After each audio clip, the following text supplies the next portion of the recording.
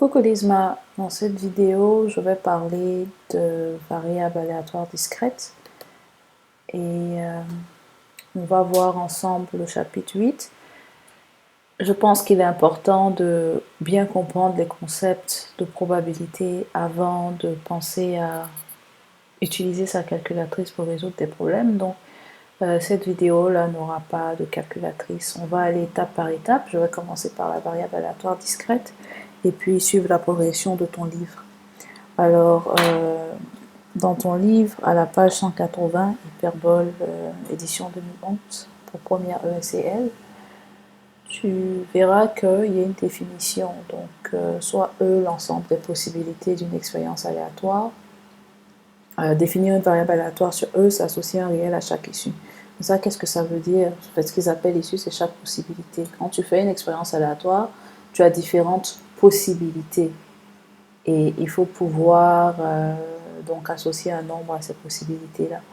Et ça va m'emmener à introduire l'exemple qu'ils ont utilisé, mais qu'ils n'ont pas vraiment détaillé, et je trouve dommage. Parce que c'est très important de comprendre ces concepts-là, parce que si tu comprends ça bien, ça va être beaucoup plus facile de suivre ce qui est fait dans le livre ou dans ton cours.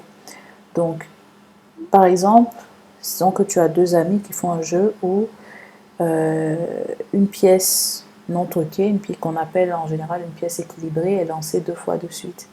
Donc tu vas noter face lorsque tu obtiens face et puis pile quand tu obtiens pile. Les valeurs possibles de l'expérience. Alors, tu lances la pièce 2 fois. Ta pièce, elle peut soit être pile, tomber sur pile ou tomber sur face.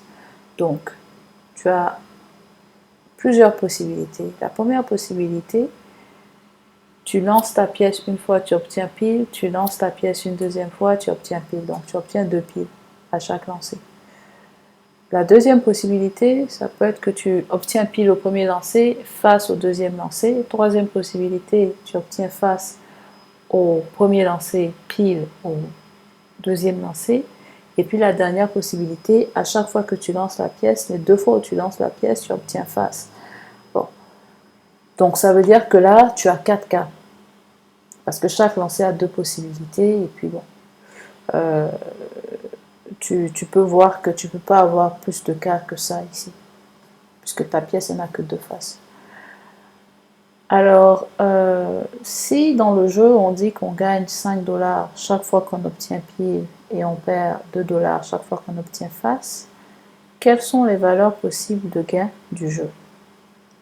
Donc, c'est là où on va associer un réel à chaque possibilité, d'accord? Donc, tu vas définir une variable aléatoire x qui correspond au gain possible du jeu.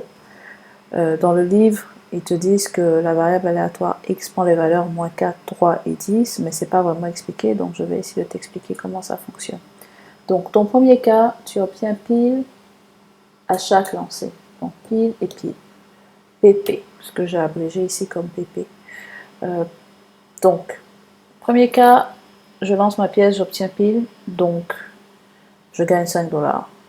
Le deuxième lancer, je gagne encore 5 $. C'est pour ça que j'ai x égale à 5 $ plus 5 $ égale à 10 $. Alors la variable aléatoire x est égale à 10 dans le cas où on a pile à chaque lancer. Donc pile pour 2 lancers. Le cas 2, au premier lancer tu as pile, tu gagnes 5 $.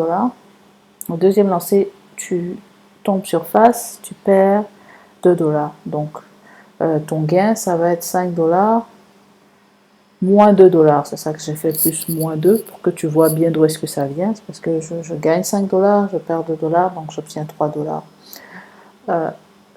Dans le cas 3, au premier lancer, j'obtiens face, au deuxième lancer, j'obtiens pile. Donc, premier lancer, j'obtiens face, je perds 2 $. Deuxième lancer, j'obtiens pile, je gagne 5 $. Au total, à la fin du jeu, j'ai 3 $, parce que c'est moins 2 plus 5.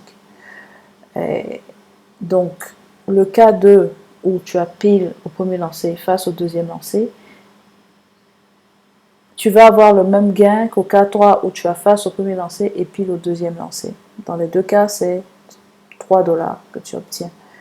Et finalement, la quatrième possibilité, tu obtiens face à chaque lancer. Donc, tu perds 2 $ à chaque fois. Ça fait que tu fais au total, tu vas perdre 4 $. Donc, moins 2 $ fois 2, ça fait une perte de 4 $. Alors, comment est-ce que tu déduis les valeurs aléatoires de x? Ben, c'est simple, puisque au cas 1, tu gagnes 10 $, tu as 10. Ensuite, tu as 3. 3 apparaît dans deux cas, mais c'est pas pour autant tu vas écrire 3 et réécrire 3 une deuxième fois, tu écriras 3 une seule fois. Donc, pour reprendre, tu as comme valeur possible de x 10, 3, et ensuite moins 4, dans le cas où tu as face dans les deux cas. C'est ça, même si la valeur x prend la valeur 3, même si x prend la valeur 3 deux fois, on ne l'écrit qu'une seule fois. Et tu vas tenir compte de ce fait-là au moment où tu vas calculer la loi de probabilité. Quand tu vas calculer ta loi de probabilité, tu tiendras compte du fait que tu obtiens la valeur 3 deux fois de suite. Alors, j'espère que ça t'a été utile. C'est très important de bien comprendre parce que dans les exercices, ils ont tendance à souvent utiliser un vocabulaire pour ne pas que ce soit clair, mais la plupart des exercices de probabilité sur les variables aléatoires discrètes sont très similaires. Il faut que tu puisses déterminer les valeurs possibles de la variable aléatoire, ensuite les probabilités d'obtenir des valeurs, et ensuite, au final, tu dois calculer des espérances. Donc, ça suit vraiment la même logique. Et progressivement, on va y arriver. Et au moment où il faudra introduire la calculatrice, je vais refaire les exemples avec la calculatrice. Donc, j'espère que la vidéo t'a été utile. Et puis, à bientôt. Bisous, Lizma.